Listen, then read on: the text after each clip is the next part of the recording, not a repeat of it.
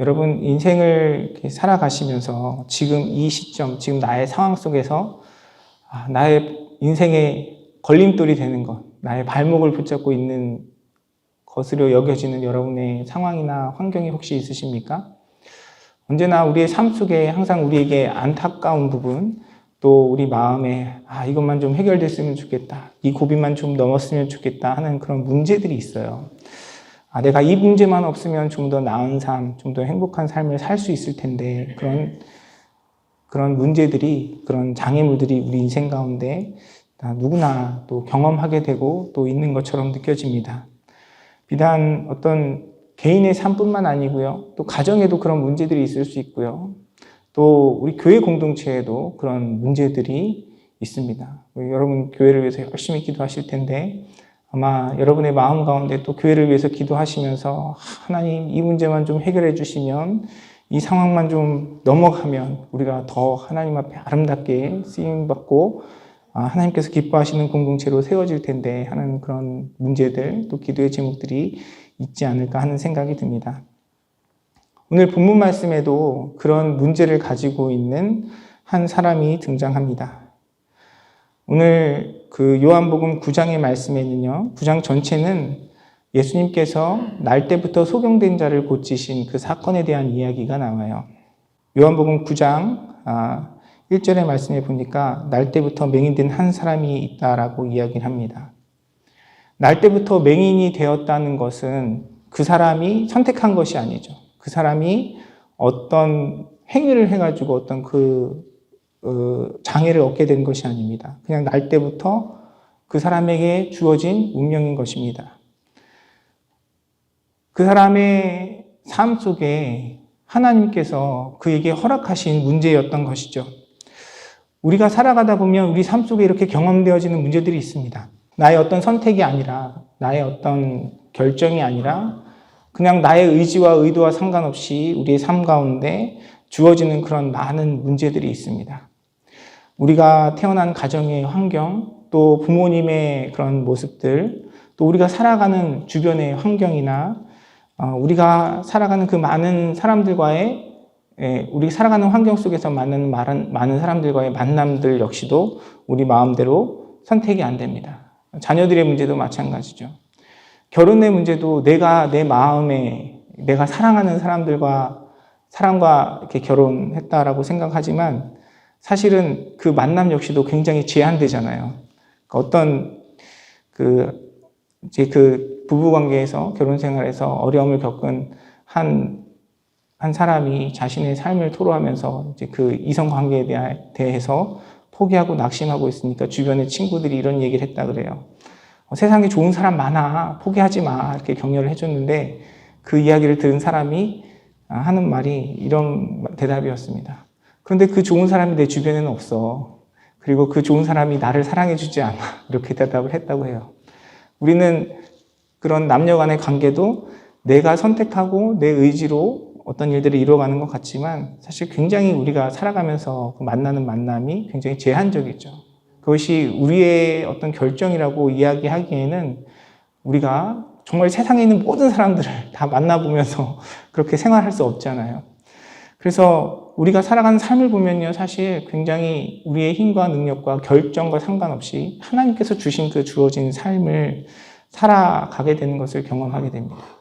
하나님께서 주신 그 삶의 환경은요, 때로는 나에게 감사의 제목이 되고 기쁨의 제목이 되기도 하지만 우리가 앞에 이야기한 것처럼 하나님 이 문제만 좀 해결해 주시면, 제가 이 상황만 좀 넘어가면, 저에게 이런 문제만 없다면 제가 좀 더 나은 삶을 살 수 있을 텐데 라고 고백하는 것처럼 우리에게 어려움과 장애물과 또 고통으로 느껴지기도 합니다.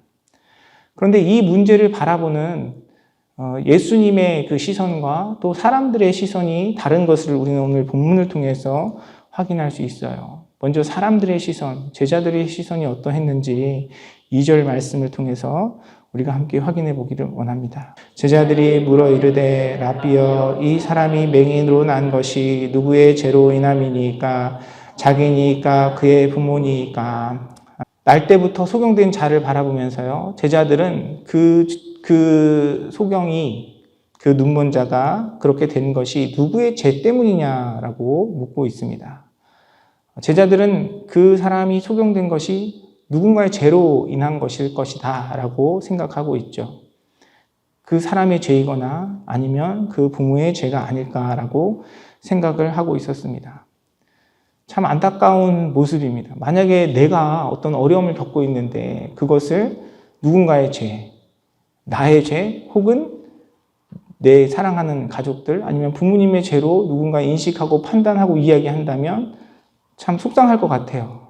힘든 것도 이렇게 어려운데 그것을 나의 죄 혹은 누군가의 죄로 이해하고 이야기한다면 굉장히 큰 상처가 될 것 같습니다. 그런데 사실 이 제자들의 생각은요, 자신들의 생각이 아니었습니다. 성경에 보면, 그리고 유대인들의 그런 문화에 보면 그 죄로 인해서 하나님의 그 죄에 대한 심판이 그 사람뿐만 아니라 그 사람의 자녀들에게까지 미칠 것이다 라고 성경은 이야기하고 있어요. 민수기 14장 18절은 이렇게 이야기합니다.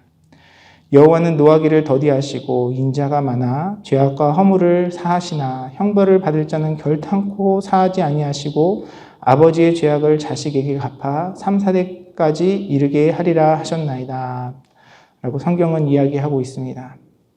하나님은 참으시는 하나님이시고요. 인자가 많으신 하나님이십니다.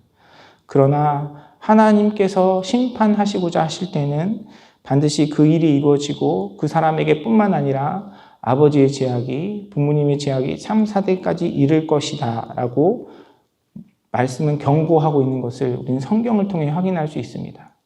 그러니까 제자들이 날 때부터 소경된 자를 바라보면서 누구의 죄입니까? 저 사람의 죄입니까? 아니면 저들의 부모의 죄입니까? 라고 묻는 것은 우리가 감정적으로 볼 때는 좀 이기적이고 굉장히 좀 기분 나쁠 수 있지만 그들이 살아갔던 문화와 또 그들이 배웠던 말씀에 의거해서 그런 생각들을 한 것 같습니다.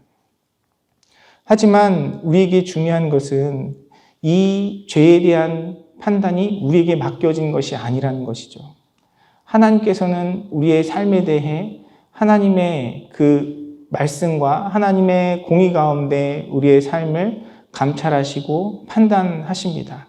하지만 그것은 우리에게 맡겨진 것이 아니죠. 우리가 하나님 앞에 우리의 삶이 하나님의 뜻 가운데 하나님 말씀 가운데 순종하는 삶인지 하나님께서 기뻐하시는 삶인지 반드시 돌아보아야 합니다. 그러나 그렇다고 해서 그것을 죄다 아니다, 그 어려움과 고난을 죄로부터 온 것이다 아니다 라고 판단한 것은 사실 우리에게 맡겨진 일이 아닙니다. 그것이 누구의 죄로부터 왔는지에 대한 것은 하나님이 판단하시고 생각하실 문제이지 제자들에게 맡겨진 문제는 아니라는 것입니다. 이러한 제자들의 그런 모습을 돌아보면서 우리의 모습을 돌아보기를 원합니다. 참 우리가 어떤 의도적으로 어떤 판단을 하지 않으려고 해도 항상 우리의 마음 가운데 누군가를 향해 어떤 상황에 대해 드는 판단들이 있어요. 그러나 그것이 저와 여러분에게 맡겨진 일이 아니라는 사실을 기억하는 저와 여러분이 되기를 원합니다. 때로는 이치에 맞아도 옳아도 때로는 그것이 성경에서 이야기하는 내용이라 할지라도 그 판단은 하나님께 맡겨진 것입니다. 하나님께서 우리에게 원하시는 것은 판단하는 일이 아니에요. 고린도전서 4장 3절 4절에 보면 자신을 판단하는 사람들에 대해 바울이 고백하는 이야기가 등장합니다. 내가 여러분에게 심판을 받든지 세상 법정에서 심판을 받든지 나에게는 조금도 문제가 되지 않습니다. 그뿐만 아니라 나도 나 자신을 심판하지 않습니다. 나는 양심에 거리끼는 것이 없습니다. 그러나 이런 일로 내가 의롭게 된 것은 아닙니다. 나를 심판하시는 분은 주님이십니다. 라고 바울은 고백하고 있습니다. 우리가 성경의 여러 인물들 중에 가장 훌륭하고 또 많은 사람들이 존경하고 그래서 또 닮아가기를 원하는 사람 중에 한 명이 바로 바울 아니겠습니까? 많은 사람들이 여러 가지 약점이 있지만 성경의 인물들 중에 약점이 제일 연약한 부분이 제일 없는 사람 중에 한 명이 바울이 아닐까 하는 생각이 들어요. 물론 그가 회심하기 전에는 오히려 예수님을 믿는 자들을 핍박하는 자리에 섰지만 예수님을 만난 이후에 그의 삶은 정말 하나님께서 놀랍게 그의 삶을 사용하여 주셨고 그 어떤 사람보다 하나님 앞에 자신의 삶을 내어드리고 희생했던 사람입니다. 그럼에도 불구하고 바울의 사역에는 바울의 그 섬김 가운데는 많은 판단들이 있었고 정죄가 있었고 비난이 있었고 적대하는 사람들이 있었습니다. 네가 무슨 권리로 하나님의 말씀을 전하느냐? 당신은 사도가 아니다. 항상 이런 논란 가운데 휩싸여야 했고요. 바울의 과거의 삶으로 인해서 사람들의 경계와 눈초리를 받아야만 했습니다. 제가 방금 읽어드렸던 고린도전서 4장 3절의 말씀은요. 그 말씀 가운데 바울은 자신은 그런 판단, 그런 심판을 개의치 않는다라고 이야기합니다. 나에게는 그런 것들이 아무런 문제가 안 된다고 이야기합니다. 바울은 사람들의 판단과 그런 눈초리만 받을 뿐만 아니라 또 그가 살았던 그 당시의 정치적인 권력 가운데 정죄받고 또 옥살이도 하고 고초도 받았던 사람입니다. 그러나 그에게는 그러한 것들이 아무런 문제가 되지 않는다라고 고백하고 있어요. 그리고 4절 말씀에 보면 자신의 양심에 거리낌이 없기 때문에 자신은 그 문제로부터 자유하다라고 이야기합니다. 그리고 세상으로부터 판단을 받지 않을 뿐만 아니라 자기 자신도 자신을 판단하지 않는다라고 이야기를 합니다. 내가 이것을 옳다, 아니다 이야기하지 않는다고 이야기해요. 오직 자신을 심판하시는 분은 하나님이시다라는 사실을 고백하고 있는 것입니다. 사랑하는 성도 여러분, 저와 여러분의 고백 가운데 이 고백이 있기를 원합니다. 심판하시는 분은 오직 하나님이십니다. 우리는 하나님 앞에 우리 자신을 돌아보고 하나님께서 기뻐하시는 일, 하나님께서 나에게 주신 그 말씀 가운데 우리의 양심에 따라 하나님 앞에 살아갈 뿐입니다. 저는 우리 교회 성도님들이 참 자랑스러워요. 어디 가서 성도님들 자랑을 많이 합니다. 우리 성도님들 너무 귀하게 아름답게 섬겨주시고 함께 참 많은 일들을 이뤄가 주시기 때문에 제가 항상 자랑스럽고 감사한 마음으로 믿음의 삶을 살아가고 있습니다. 그런데 우리 교회가 여러 가지 어려움을 겪다 보니까 막 여기서 이런저런 소리들이 많이 들려요. 근데 그런 이야기들을 들을 때마다 참 속상하고 무거운 마음이 들 때가 있어요. 그리고 특별히 교회에서 어떤 일을 하다 보면 특별히 앞에서 어떤 일들을 하시는 분들에게 또 그런 이야기들이 많이 들릴 수 있습니다. 왜냐하면 제자들과 같이 어떤 일이 있을 때에 그것을 판단하고 거기에 대한 자신의 생각들을 표현하는 것이 사람들의 본성이기 때문에 그래요. 오늘 바울이 고백하고 있는 것처럼 그런 이야기들이, 그런 판단들이 여러분의 마음을 상하지 않게 하기를 간절히 소원합니다. 여러분의 양심이 주님께 향하고 있다면 하나님께서 그 일 가운데 역사하시고 은혜를 베푸실 것입니다. 또한 우리 자신도 우리가 하나님 앞에 드리는 그 삶을 가지고 이것이 옳다 아니다 판단할 수 없는 것이에요. 왜냐하면 그 판단은 하나님께 있기 때문입니다. 오늘 말씀에 등장하는 제자들과 같이 어떤 어려움 가운데, 고난 가운데 우리가 앞서 하나님의 뜻을 설사 그것이 성경에 근거한 이야기라 할지라도 함부로 판단하는 저와 여러분이 되지 않기를 원합니다. 왜냐하면 예수님이 그 문제와 상황을 바라보는 관점은 전혀 달랐기 때문에 그래요. 1절 말씀에 보니까요, 이렇게 기록해요. 예수님께서 길을 가실 때에 라고 이야기하고 있습니다. 예수님께서 길을 가시다가 어떤 목적지를 향해서 가시다가 이 맹인을 만나셨어요. 그냥 이 표현을 보면 우연히 다른 곳을 가려다가 맹인을 만난 것 같지만 예수님께서는 그 맹인을 만날 것을 미리 아시고 또 이 맹인을 그 길 가운데 만나기를 원하셨던 것 같습니다. 1절 말씀에 기록되어 있는 그 표현을 보면 예수님께서 그 맹인된 사람을 보셨다라고 성경은 기록하고 있어요. 이 보셨다라는 표현은요, 알다, 이해하다, 파악하다라는 의미로도 해석될 수 있는 단어입니다. 그리고 이 상황을 묘사하는 다른 단어들과 다르게 이 보셨다라는 단어는 과거형으로 쓰여 있어요. 이미 예수님께서 그 사람에 대해서, 맹인에 대해서 모든 것을 파악하고 계셨다는 것이에요. 어떤 길을 가시다가 맹인을 만나셨지만 예수님께서는 이 맹인을 만나기를 원하셨습니다. 그의 모든 상황들을 아시고 이해하시고 그에게 다가가신 것입니다. 우리가 삶 속에서 우리에게 걸림돌이 되는 것 같고 피했으면 좋겠고 이 문제만 해결되면 우리가 자유할 것 같은 그 상황 속에서도 우리에게 찾아와 주시고 우리를 보고 계시는 예수님을 바라보는 저와 여러분이 되기를 원합니다. 우리에게는 이것이 걸림돌이고 우리에게는 이것이 장애물이고 이것이 돌아가는 길 같지만 예수님께서는 그 일 가운데 우리와 함께 하시고 그 일 가운데 하나님의 나타내고자 하시는 일이 있음을 기억하는 저와 여러분이 되기를 원해요. 그 소경된 자의 아픔을 놓고 누구의 죄냐고 물었던 제자들의 질문과는 다르게 예수님께서는 그 일에 대해 3절에 다음과 같이 말씀하십니다. 예수께서 대답하시되 이 사람이나 그 부모의 죄로 인한 것이 아니라 그에게서 하나님의 하시는 일을 나타내고자 하심이라.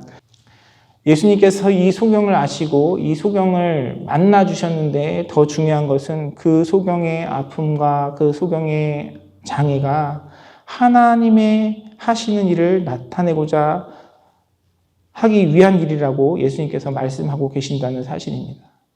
우리는 하나님의 일 생각하면 이 땅 가운데 어떤 성취를 얻거나 문제가 해결되거나 어떤 좋은 자리, 높은 자리, 어떤 성공을 경험하는 것을 통해서 하나님의 일, 하나님의 영광이 나타난다라고 생각을 하죠. 교회 공동체도 마찬가지예요. 우리가 교회가 부흥되고 많은 사람들이 모이고 교회 안에 어떤 사역의 열매들이 있을 때 우리는 그 일을 통해서 하나님의 일이 나타난다라고 이야기를 합니다. 그러나 우리는 이 소경을 찾아오신 예수님의 말씀을 기억해야 할 것입니다.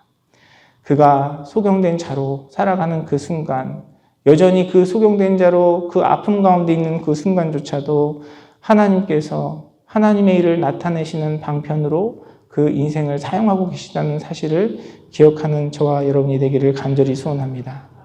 오늘 본문 말씀 전반부에 보면요, 참 흥미로운 것이 이 소경된 자에 대한 예수님의 관점, 그리고 이 소경된 자에 대한 제자들의 관점은 있는데 이 소경된 자가 자신의 소경됨을 바라보는 자신에 대한 관점은 나타나지 않는 것을 말씀을 통해 확인할 수 있어요. 우리가 믿음으로 믿음의 삶을 살아가면서 하나님의 일을 나타낸다라고 고백할 때는 뭔가 우리가 열심히 헌신하고 우리가 뭔가 믿음으로 하나님 앞에 드리고 기도를 많이 하거나 대단한 것을 드려야 하는 것처럼 여겨질 때가 많이 있습니다. 그런데 오늘 본문에서 이야기하고 있는 그 내용을 보면요, 사실 소경된 자가 한 게 없어요. 가만히 있는데 예수님께서 찾아오셨고요.